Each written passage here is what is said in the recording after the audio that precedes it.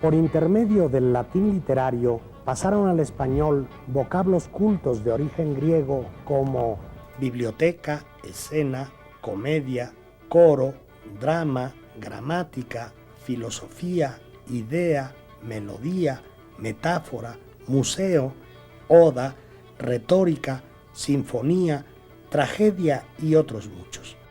A través del lenguaje popular latino, también recibió el español muchas palabras griegas relacionadas con el reino mineral, vegetal, animal y también con la vida diaria, tales como amatista, cobre, cristal, diamante, metal, amaranto, caña, elefante, pulpo, rinoceronte, bodega, botica, circo, chisme, disco, estadio, falange, féretro, palestra, triunfo y muchas más.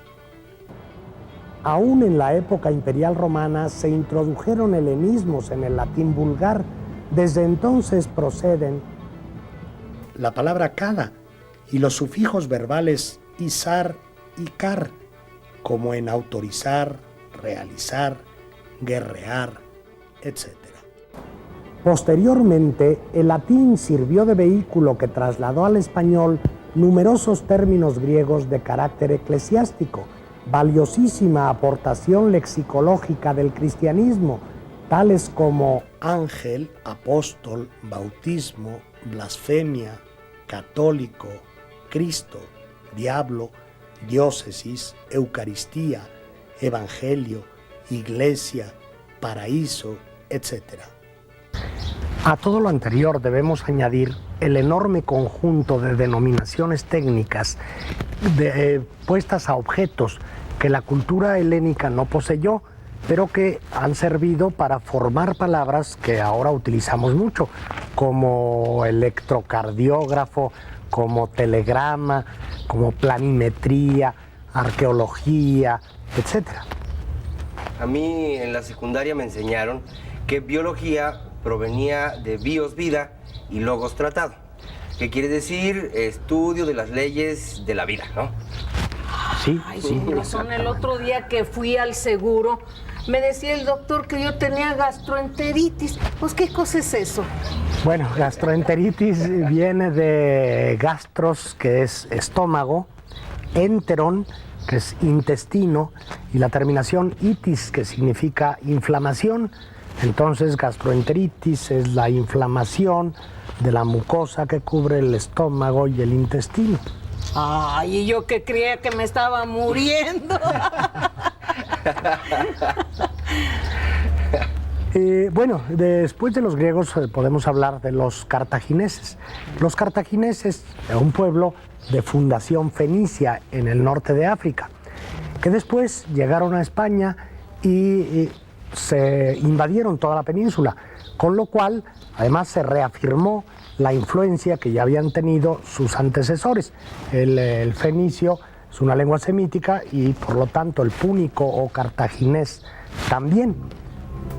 A los cartagineses se debe la fundación de la Nueva Cartago, es decir, Cartagena, capital de sus dominios en España. En el año 219 a.C., los cartagineses, al mando de Aníbal, atacan Sagunto, lo que provoca que Roma, con el pretexto de defender los territorios de influencia griega, se lancen a la conquista de España, cuya dominación duró 6 siglos y de los cuales ya hemos hablado. ¿Se pusieron con Sansón a las patadas? Bueno, y hablando de Sansón, yo tengo entendido, profesor, que los judíos también influyeron mucho en la construcción de la lengua española. Sí, efectivamente. Los judíos llegaron a España por razones comerciales. Ya en la Biblia se hablaba de naves procedentes de Tarsis o Tartesos, cargadas de plata. Pero la migración más importante se dio con la destrucción de Jerusalén en el año 70 por las tropas romanas. Los inmigrantes llaman a España Sefarad. Con el establecimiento definitivo del cristianismo, entran al latín nuevas palabras de origen hebreo. Algunos son nombres propios y otros comunes. ¿Usted podría darme algunos ejemplos, Chonita? Pues a mí no se me ocurre nada. Precisamente, amén es una palabra hebrea que significa así sea. Entonces sí sé. También está aleluya, serafín, sábado, Jesús, José, David, Eva, Abel, Abraham, Gabriel y Miguel. Y Miguel como tú, hijito. Sí, te pusieron así porque naciste el 29 de septiembre, día de San Miguel Arcángel. Ay, menos mal que no nací el 18 de marzo. Si me hubieran puesto José Expropiación. ¿Cómo? Existen otras lenguas que funcionaron como superestratos de latín, es decir, llegaron después de que éste se había impuesto en la mayor parte del territorio e influyeron de alguna manera en él. En el año 409, poco antes de la caída definitiva del Imperio Romano, llega el aluvión de pueblos germánicos formados por los vándalos, los suevos y los alanos, que atraviesan los Pirineos y se introducen en España. Los visigodos eran los más civilizados entre los germanos venidos a la península. Su influencia en los romances hispánicos no fue, sin embargo, muy grande y se reduce al aspecto léxico. Algunas palabras germánicas que pasaron al latín y de ahí al español serían, por ejemplo, guerra, robar, espalda, falda, sala, guardia, parra, rueca, ganso, espía, brotar, rapar, gavilán, atavío y un buen número de nombres propios como Álvaro, Fernando, Elvira, Adolfo, Rosendo, Rodrigo, etc. Los visigodos establecieron su capital en Toledo, donde permanecieron hasta la caída del último rey godo, el rey Rodrigo, que fue vencido en la batalla de Guadalete. Guadalete, ¿tiene que ver algo con el nombre de Guadalupe? Guadalete es una palabra híbrida del árabe y el griego. Guad en árabe y lete en griego, es río del olvido. Y Guadalupe es híbrida de árabe y latín. Guad, lo mismo en árabe, y lupi en latín, que significa lobo.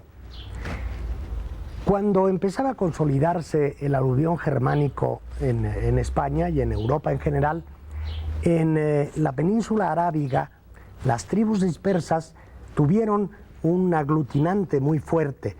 Se sintieron electrizados por la doctrina de Mahoma y iniciaron la Guerra Santa. En menos de medio siglo se adueñaron de Siria, Persia, el norte de África y Sicilia. En el año 711, los moros invaden España al mando de Tarik y rápidamente se convierten en dueños de toda la península. Don Pelayo inicia de inmediato la reconquista, la que se llevaría nada menos que 800 años. A lo largo de esos 8 siglos, los árabes dejaron su huella por todos los rincones de la península ibérica. Disculpe, profesor, ¿es lo mismo árabes que moros? Bueno, mire, realmente los que invadieron España fueron los moros, es decir, los habitantes del norte de África, el llamado Magreb o Marruecos. Pero estos moros estaban ya completamente arabizados, islamizados, propiamente dicho, habían recibido la religión y la lengua de los árabes. Es como la fiesta que se hace aquí en el pueblo, tía, de moros y cristianos, lo que se hace el 25 de julio. Y esto viene a las palabras, frases que utiliza la gente como no quieras ver moros con tranchete o no hay moros en la costa, cosas así, ¿no? Sí, efectivamente. Y los moros, al llegar a la península, llevaron su lengua árabe, lengua que influyó poderosamente en el español, que le debe más de 4.000 palabras. Los árabes representan además una etapa de alta cultura en la historia de la península. Córdoba se convierte en el centro de su brillantísima civilización islámica. Y son muchos los campos en los que el árabe deja sentir su influencia léxica: la agricultura, la vivienda, la matemática. Algunos ejemplos los encontramos en palabras como adalid, atalaya, tambor, acequia, noria, zanahoria, alfalfa, azucena, arancel, tarifa, aduana, fanega, quintal, aldea, zaguán, azotea, algoritmo, álgebra. A los árabes debemos la preposición hasta, los indefinidos sutano, mengano y fulano, y las interjecciones o, hola, arre y ojalá. Ojalá Dios quiera. Bueno, esto que acaba de decir es una repetición, Chonita, porque ojalá quiere decir precisamente Dios quiera. También nos dejaron el sufijo y de adjetivos y gentilicios como alelí, bengalí, carmesí, jabalí y gran cantidad de palabras compuestas del artículo al, a veces reducido a la a, como en alberca, azote, aljibe. En la pronunciación aporta la J inicial procedente de una S inicial latina, como por ejemplo jugo de sucus, jeringa de siringa, y la conversión de la T latina por Z, por ejemplo pastinaca, abiznaga. Veamos ahora un ejemplo de español arabizado en unas jarshas mozárabes insertadas al final de un poema árabe.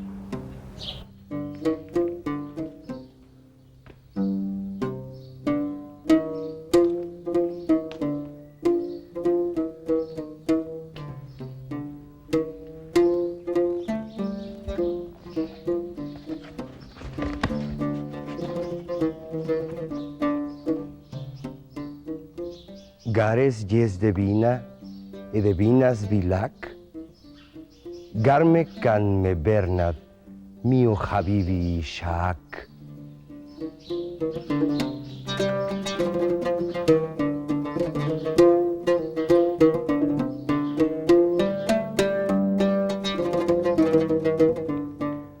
Asabach bono, garme de ombenes, ya lo secco triamas, en mi bidón queres.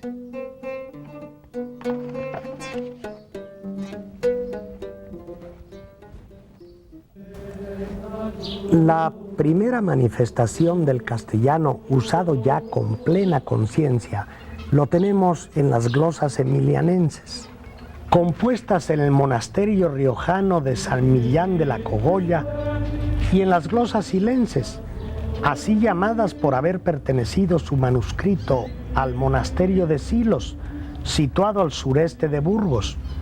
Probablemente fue copiado ahí de un original procedente de San Millán. Unas y otras datan de fines del siglo X o principios del siglo XI y están escritas en un dialecto navarro-aragonés.